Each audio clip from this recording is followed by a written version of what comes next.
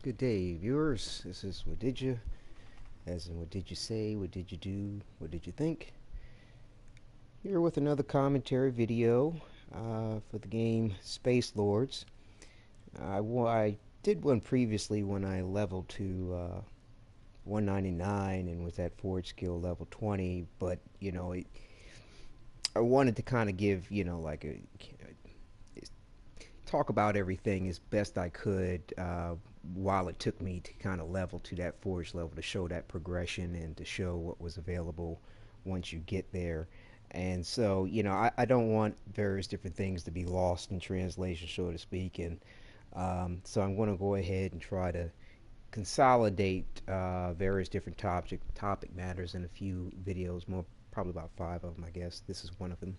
Where for this one here, we're going to cover overall impression of the game Spacelords, and try to keep it limited to that. And as far as the other notions that will be covered in the other videos, we're going to talk about the equilibrium, MMR, the progression system, and a little bit more, directly about this particular game in regard of it being a game of chances. That's the best way I explain it. Um, and I'll go into more detail when we get to that video.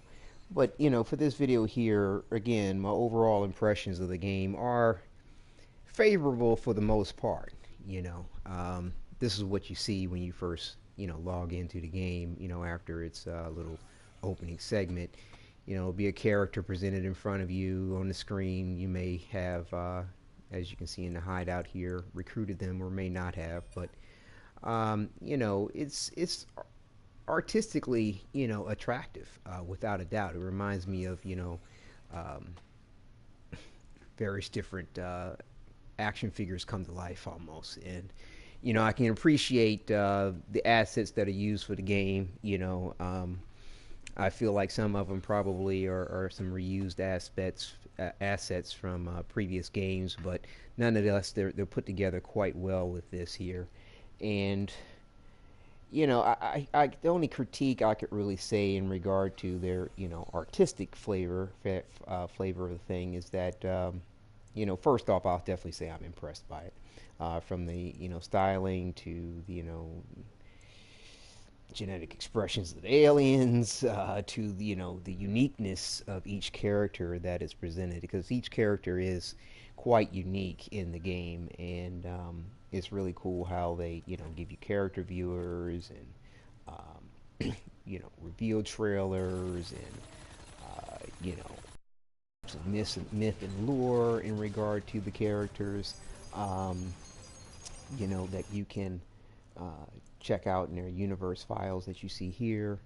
And but like I said, as far as any particular critique, I could say that it would be nice if they had more positive ethnic representatives in the game. I mean, depending on your viewpoint, you could you know regard certain groups that they do here as ethnic, so to speak. But I'm relating to black individuals, that sort of thing. And the one that is most notable is Ayana Quena, and I love the concept of her. Very cool. Nonetheless, though, I do feel like they did hypersexualize her a good bit, more like the black exploitation films of, like, the '70s or whatever. I'm not really sure what their line of point, but when she's first introduced into the game in one of the cinematics, she's referred to as that big ass bitch Ayana Quina, and it's you know, I don't know. It needs it's just a lot to be desired with that. There, it's not too cool in my opinion. That's where they decided to go with that. But either way, though, they do tend to take the profanity used in the game, in my opinion, a bit far. And you know, if you don't do well, the chastisement of your character from the game is quite overt. And definitely, if you're playing as an antagonist, because there's two different modes you can play in the game, as an antagonist or as a raider. Um, you can go down to your quick guide here, which is very helpful.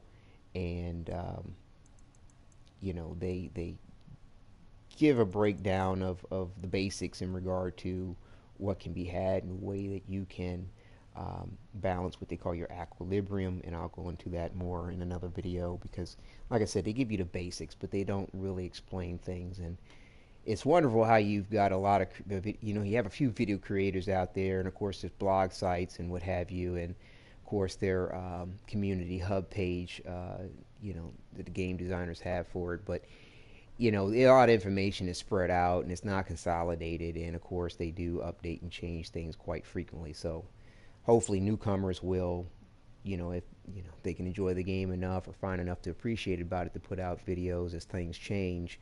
It'd be good to update with people like myself and the other creators that have really invested a lot of good time in this. And even though they do cover new aspects as they come up, a lot of times, again, it's hard to consolidate all the previous information in a coherent manner. With as as the many changes come about, they do give you like your news here, where you can go ahead and access their community page and find out information and patch notes and what have you, which is quite helpful. You can also too troubleshoot or help them with the troubleshooting by submitting like a little report about if something technically went wrong with the game. I've made suggestions at first in regard to uh, improvements, but many things that I've suggested they didn't feel as though was considered something wrong. When I personally think there's something wrong, they'll send you back a little notice letting you know that they're taking into consideration, which they valued one of my suggestions, and then again they may send you something that says that this should be debatable or debated on their community page, and certain things that I personally will critique and let you know of as we go along that it is something wrong with the game. It's nothing to debate about it, in my opinion. And one of those particulars happens to be this MMR setting here, and this the way that they apply the difficulty to the game. I believe it's terrible, and it's been stated so for some time now. And they've made various different adjustments, but they need to make a serious um, adjustment to it because currently, just in a nutshell, the community as a whole overall is under a passing grade, shall we say, of under 50% more often than not. And that's a horrible standpoint in regard to succeeding or failing in things. And most grading systems or evaluation systems, if you're scoring under 50%, if you're actually scoring under 70%, you're not doing well. So it's very negative in your regard of trying to feel as though you've accomplished or improved, in my opinion, the way they have it set up. And the enemy AI and the difficulty can get absurd. I mean, from start to finish, as soon as you start this game and start playing, regardless of grasp of the situation or not, regardless of how much you've read all these various different things and understand, what they present to you, you do not currently have a way to just go ahead and do a training scenario, because when you start the game and you can hit quick play, and of course it'll take you into a mission. But when you start, you'll have access to a mission, but in order to go to your solo training, as they call it, you actually have to beat each one of these missions 5 times in order to play them solo. And of course you can adjust the difficulty setting for your training modes or whatever, but that's only after you beat the game 5 times. So when you first start playing, you're kind of thrown into the middle of it, and the game is going to basically place you with whomever it can as readily as it can, and therefore your difficulty could be far beyond your skill set or your understanding to even cope with. And they take the difficulty too far, in my opinion, in every sense of the word. I mean, as if to over challenge you, if that makes sense, and to a point where you are handicapped constantly in this game, in which case it's challenging by default. I mean, by nature of the term handicap, you are less than competent against your environment. You're not as competent in your environment, rather. And they exploit that fact tremendously. I'll talk about that a little bit more in the in one of the in my video when I talk about the MMR and explain a little bit more in detail about that difficulty. But just in a nutshell, it'll remind you of a lot of like Space Invaders or something like that, or Contra from back in the day, where it's just a cluster mess of everything, of all kinds of things thrown on the screen and at you, enemies from random bombardment of things, enemies spawning behind you, on top of you, around you, insta killing you, pushing you off the ledges. I mean, you name it. They've got every element of some way to make the environment more capable than you are, or equally as capable at a minimum, generally, in various different facets. So it's definitely a challenge, but at the same time, like I said, I think they take it just a tad bit too far. It's the difficulty that you might encounter at, say, a difficulty of 40%, I believe, should be at 80%. Is when you actually should encounter that kind of difficulty. But in this game, you've got people who will lose purposely in various different aspects of gameplay. Notably um, the antagonist, will lose purposely to lower their MMR so that the game is far more tolerable when they play it as a raider. Um, so it's like I said, I'll explain a little bit more about that when we get into the MMR and the difficulty of the game in another video segment. But again, my overall impressions are mixed. Like I said, it's a lot to grab you about this game, but it's a game of chances, and I'll talk about that also too in another video more detail. But just in essence, from start to finish, even from the point of choosing your character to the very to um, say the in-game aspect of things, or the mid-maxing of your character when it comes to acquiring various different cards here, which do matter as to whether or not you have a raider infinity or a antagonist infinity. um, but again, I'll talk about these notions a little bit further when I deal with progression. But it's a game of chance when it comes to what you're going to get when you go to shuffle the deck of cards that you have available, and the various different options, or different perks. You can have anywhere from 5 to 20% extra XP bonus for these particular cards, as well as the rare versions of these cards. And I think you have probably like a 1 in 400 chance of getting what you might be looking for. And I think, don't quote me on that, and I'm sure it changes as you are able to lock various different cards so that you don't lose them when you reshuffle the deck of cards. So like I said, it's I'm not much of a gambling person.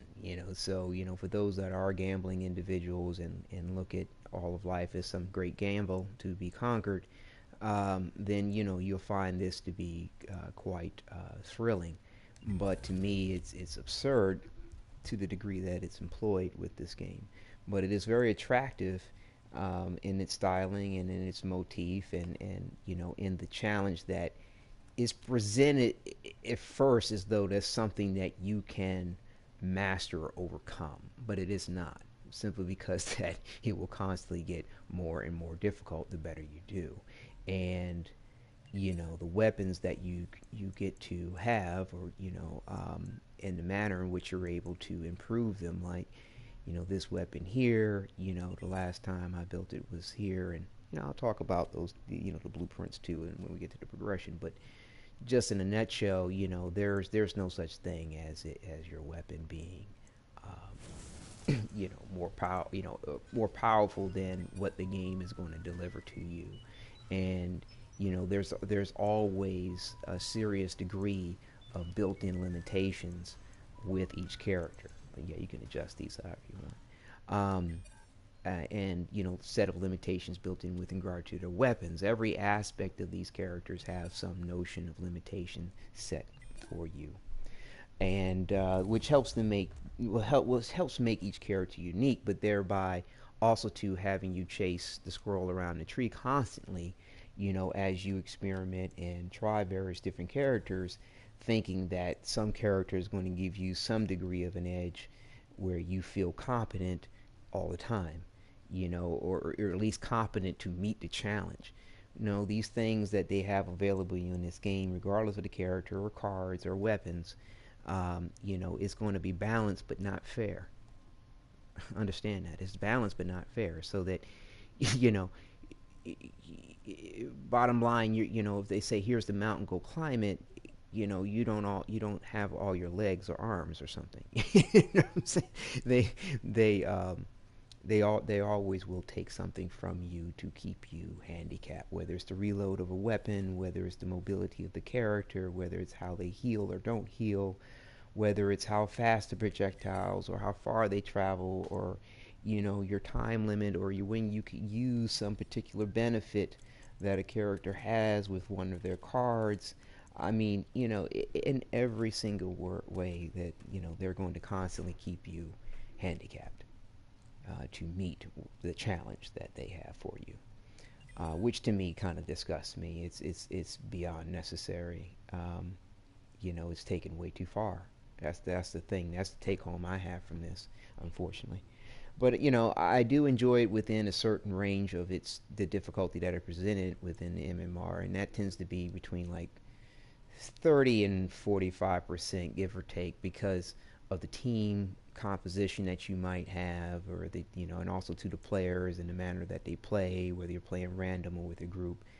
And this game most definitely, I'd say, is better overall playing in a well-known group of individuals, in which case you can coordinate your activity. But the game has no in-game chat, and though they do have um, your what they call warnings, of which you can communicate to your team various different things, like I'm out of ammo, help, or okay. Not everybody can maintain the point of recognizing these little cues that might pop up on the screen in the midst of everything that's going on. And so there are a lot of nonverbals, either with gestures and uh, what they call it, special actions here. Yeah, not just special actions. Where are they? You do have what they call emotes in the game, and so various different people will emote or something like that. But generally the nonverbal is jumping around if you're trying to be friendly, even if you're an antagonist. But to try to get people to recognize the fact that these cues are going to be used and that they're there to be used. A lot of times when you first start a match, you'll see somebody throw up the OK symbol, and if you're paying attention and recognize the point, you throw up another OK. Um, you know, so as you get to play the game, you'll get familiar with the various different cues that various different people use to try to help communicate. Like if an antagonist is in the match with you and they take it down, they'll throw up an OK, and if you recognize the point and and realize that the antagonist is taken down, you throw up an OK too. It's just a form of confirmation a lot of times. Um, you know, so the game is helpful in that regard. It's helpful in the fact that you can create, give technical troubleshoots. They do have a basic quick guide here to get you started and understanding the fundamentals. And of course, if you have other questions, you'd have to do further research and actual gameplay. But my best suggestion is to definitely take anybody's tip or advice into consideration, and whenever you do what you do, realize this isn't a pay-to-play game. It's a free-to-play game. Um, now it's not. And it's not a pay-to-win. But there are elements of paying to play in the fact of being able to purchase Mercury points with real money and convert those Mercury points to gold, and then use that gold to buy XP, thereby leveling you faster in the game. So there's a pay to play aspect that they do have. And of course, cosmetic wise, you have to use your Mercury points to unlock character skins, and they can be very expensive. And there's no, unless you do some homework and look it up, you're not going to know how much they're going to cost until you get to you until you unlock recruit the character. See, there's no information, there's no place to see what her skins are available or how much they are until I unlock this character with gold. And of course, you can use, the Mercury points that you buy to convert to gold to buy new characters, which is also too a way of paying to play. So, and each character offers a different aspect and different advantage and disadvantage to your gameplay. So, depending on your nature and the way you like to employ yourself, certain characters may be more appealing depending on how you might want to role play. Various different characters may be more appealing than others. Um, so there's a lot to be had in that, but just realize that you will always have a handicap. Don't ever think that you're going to be now capable in some better way than you ever were before. To a certain degree, yes, because you may have changed characters, but even if you haven't and you're going by these character cards that you could possibly get, or your faction cards, like this top deck is faction cards, the second is here your character cards, um, you'll still always have a limitation and a handicap. So it's just a matter of how much you're able to compensate and play against your strengths and play against your weaknesses and to make your strengths more effective.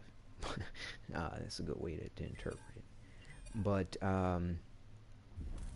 yeah, I mean that's and as far as like once you beat the game, beat each mission, and a lot of these missions aren't unlocked to you until you rank up. And unfortunately, you can start anywhere on this spectrum of things.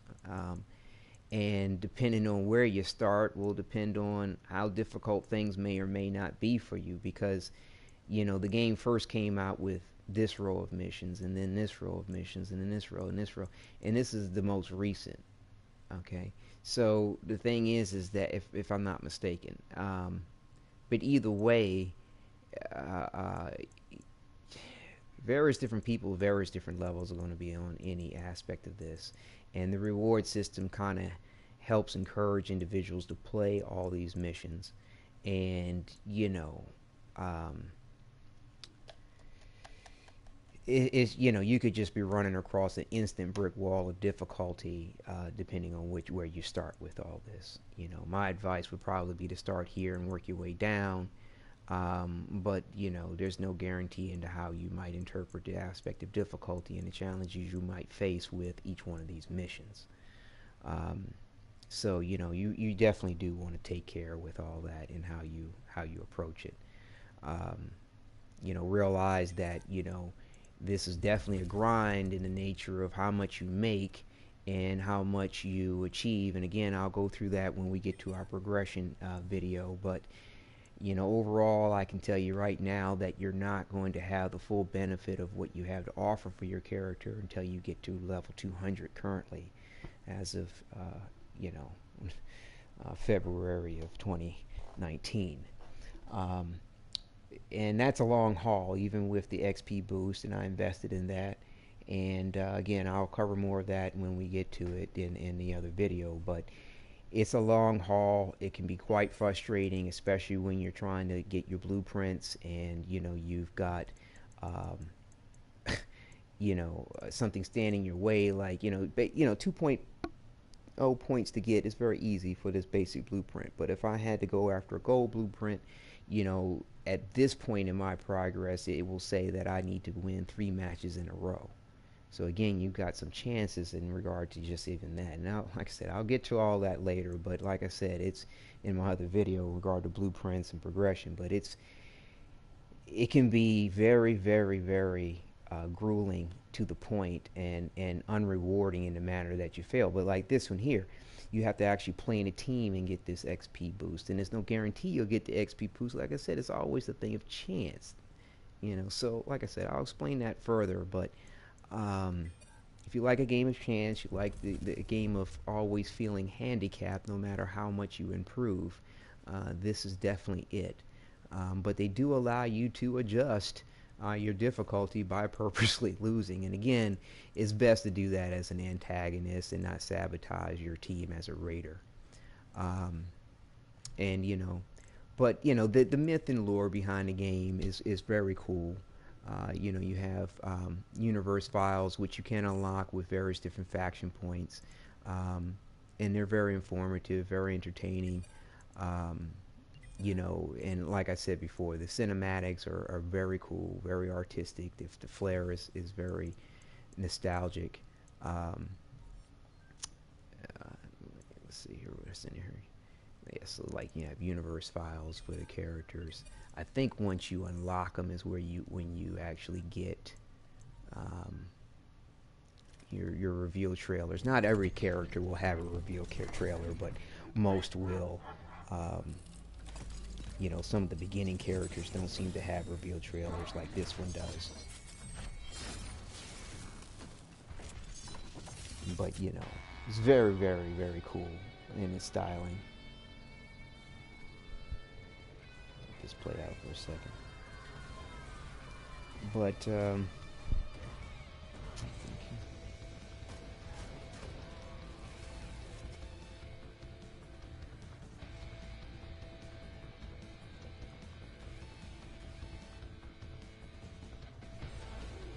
But yeah, so I tell you, looking at this Kuzma skin here, it reminds me of the fact that when I was looking at the game, I actually did play the demo of Raiders of a Broken Planet, which is the formal title for this game, and at the time, you think the difficulty is hard now. It was redonkulous, and I couldn't get with it at the time, unfortunately.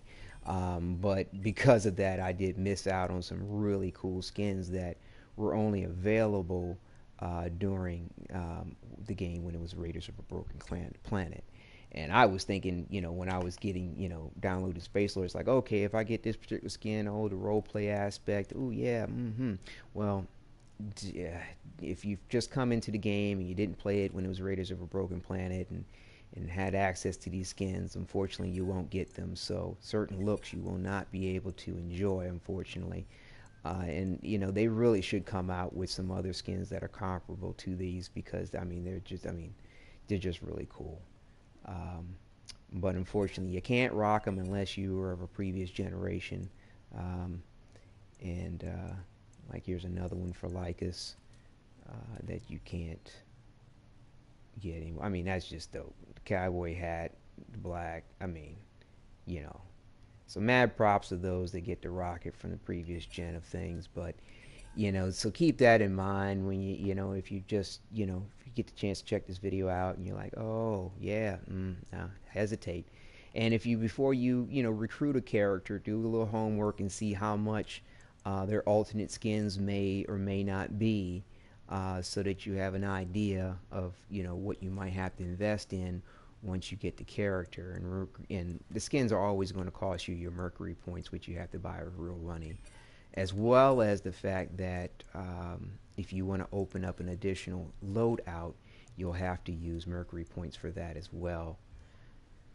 So yeah, I mean those are your aspects of paying to play that are available, and the niceties that are there about the game. Like I said, the action and the combat is pretty cool. I'll try to see if I can pull up something real quick just to close out. Um, it's like I said, it's an interesting game. I mean, all like I said, all the characters are quite unique in their abilities and the manner that they're able to manipulate, their situation, but they all have inherent, you know, handicaps to what is going to whatever the situation may entail. But like I said, to me it's pretty cool. It reminds me of a lot of other games that used to be out back in the day, without naming certain titles, because I'm not sure of all the legalities behind all that. You know, There we go. This is it. This is the cinematic. You see, big ass bitch Anakin. Like, why you gotta go there that far with the point? I understand the nature of the character and why he might want to say something like that, but as a first reference to the only black character in the game, it's yeah, it's a little bit much to be desired about that. You know, I mean, it's you know, not too impressed. But you know, there's videos out there where they have these cinematics consolidated and in order. So I'll leave that to those that are curious about that and want to see the cinematics and don't want further spoilers to view that on their own time. You can keep that in mind too when you're playing the game. You know, instead of holding up the team in some kind of way to enjoy the cinematic, you can just go ahead and fast forward and just watch it on YouTube later or something like that. But yeah, this character is Daldrin. You know, these are the emotes that I was referencing earlier. You know, most of his are rather antagonistic, um, but they are cool. And yeah, so yeah, this is their environment. It's pretty rich. You know, if you have the time to actually take a look around to appreciate it. Each map is quite. It gives you the feeling of being in a very expansive situation, and even when you are indoors in various different scenarios, it's still well done. Um, but you know, the game, you know, has its combat elements. You know, most of it's based around CQC, which is the way you actually acquire ammunition and what have you. Um, you know, but yeah, there are various different objectives to be attained in the, to do in the game. Um, you know, you can press down on your D-pad to highlight what you need to do as far as your objective in the upper right-hand corner. This is where you give your little symbols to let people know you're okay, or if you need help, or follow me, or give me ammo. Um, but you can see down the bar how that little yellow thing is raising and decreasing. That's my stress meter. So that's going to raise and lower based on what I'm doing, and also to make me more detectable to the enemy, unless they can actually directly see me. And so I'm using what they call Aleph in the game to, um, you know, power the objective, as well as you can use Aleph in the game to power your own character. And give yourself the various different boosts that are available to your cards, as you can see in the lower right hand corner. Um, so, you know, like I said, this mission could go on for some time, and I don't think it's really necessary to cover that. I do have some uploads in regard to the mission and, you know, me completing this solo. This one in particular. I haven't tried to do that for all of them simply because of the fact that, you know, I just don't find the merit necessarily at this point in time. I'll probably do it just to enjoy it every so often, but you know, you want to try to definitely play in a group to get your maximum benefit of XP, gold, as well as opportunities for blueprints. Um, but you know, when I talk about the combat in one of the other videos, we'll go into the various different natures of what I'm actually doing here and how various different things are, you know, always will give you a fair situation in the manner. But like for example, this particular grab, unless I'm countered to the grab, that insta grab will kill any enemy, any player, unless they have an immunity. Um, you know, right off the bat. You know, so every player when they first start the game is on that balanced footing, so to speak. Um, but you do get various different perks and benefits as you level up, which, you know, again is part of that long haul grind in level 200, and I'll show you that, explain more of that in the progression video that I'll be doing shortly here. Um, but yeah, I mean, you know, like I said, overall impression, pretty cool, pretty very thought provoking in how you can employ the different aspects and the different characters and weapons to your advantage to compensate for your weaknesses. And you have to always play to that point first before when you play to some aspect of a strength, and know that regardless of how good you get, they're always going to have a difficulty, waiting for you to almost make you feel like you haven't improved, and which is very disheartening to the situation. So it's gonna be, that's basically where I could leave it off. Like I said, to play it at your will. Um, Take care with the manner of the way the game presents its challenges, and and also too in the manner of its pay to play, and realize that there's not going to be much you're going to be doing that's going to really be overall effective until you get to level 200, level 199 actually, in order to open up maximum forge skill 20, and you'll acquire these other perks and benefits for which will apply to all your characters as you level. 50% extra armor from other player shots, 50% less damage from all enemy strikes, and an extra 100% brute force. So there's something to be desired in that, and unfortunately, unless you're in a team with some, in a space guild, which they offer here, which is cool. And again, I'll cover these things when we get to progression more. Is where if they're in your guild with you, you can see their level here. But their most recent update took that option away from you because people were seeing certain people's levels and automatically leaving the match, and that's a big thing too, which I'll talk about. You know, in the progression aspect is more so than here that you know this game has a real bizarre penchant for wanting to hold on to your internet connection, even if or not necessarily your internet connection, but the game wants to hold on to. Forgive me, I'm not technically savvy in this point, but um, uh, your network IP address, I believe that's what it is.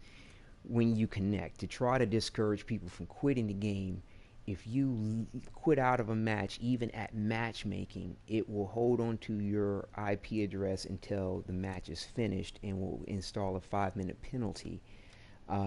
So it tries to discourage highly with that, and some people ignore the point and just disconnect. Other people will stay with it, but um, it's very annoying in my opinion, because even if you lose connectivity for whatever reason, power outage or what have you, you'll still incur that penalty, and you could be going after a blueprint or whatever, and that won't make a difference. And and again, it's just to keep in mind on connectivity real quick. This is a peer-to-peer game. This does not have um, a central hub. It doesn't have dedicated servers, as they're called, for this. So again, I'll talk about the connectivity later, but it's overall, just to let you know, it's not too bad, but there are points where it can be horrible. And in regard of this being a 4 versus 1 PvP type of a game, when you have an antagonist in the match, and I'll explain those things later when we get to the fact this is a game of chances, and when we talk about the equilibrium. It can be really a pain when you're dealing with the various different characters and the combat in this game. Um, you know, so yeah, it'd be nice if they decided to bite the bullet and save some, pinch some pennies someplace else, and in the meantime, but give us dedicated servers. It would improve the overall gameplay. I mean, tremendously. But I'd say more than 85% of the time, it's very tolerable. So that's not a bad handshake, and it is cross-platform in regard to people. You can play with individuals from PC to PlayStation, or PC to Xbox, but not PlayStation to Xbox. So it does open up the door to more of a variety of people to play with. But again, it's always a game of chance in regard to all that. But I'll play this reveal character for one of my favorite characters here and close it out at that. And like I said, there's other things to cover when I do the other videos that I mentioned earlier, and hopefully I haven't talked too long or overstated the point. But if I was to give this a rating, and from 1 to 10, I'd give it it'd be a 5.5 to a 6 out of 10. Just because of the elements of extreme frustration, the elements of times when you've got bad connectivity for whatever reason, in this peer-to-peer situation. Um, it's and the difficulty and the manner that they set the skill gap is just terrible for newcomers, and it's very discouraging for anybody trying to improve the nature of their gameplay. Um, but you know, again, it's still a lot to be had and a lot to be enjoyed. So you just have to find your own way with that and be patient. I would definitely say in the grind to being as competent as you can be with it, and it will seem like this game is very, very unfair, which it is. But is it balanced? Yes, it is balanced. So, um, you know, definitely enjoy. Um, Take it with a grain of salt, and try not to get too frustrated with it. And but it's there to be had. It's free to play, so give it a shot. That's the best I can say to it. But do your homework and take heed to any caution given. But anywho, thank you for enjoying. Hope it helps. Again, it's to help preserve the memory for this myself, and I'll be back shortly. All right, take care.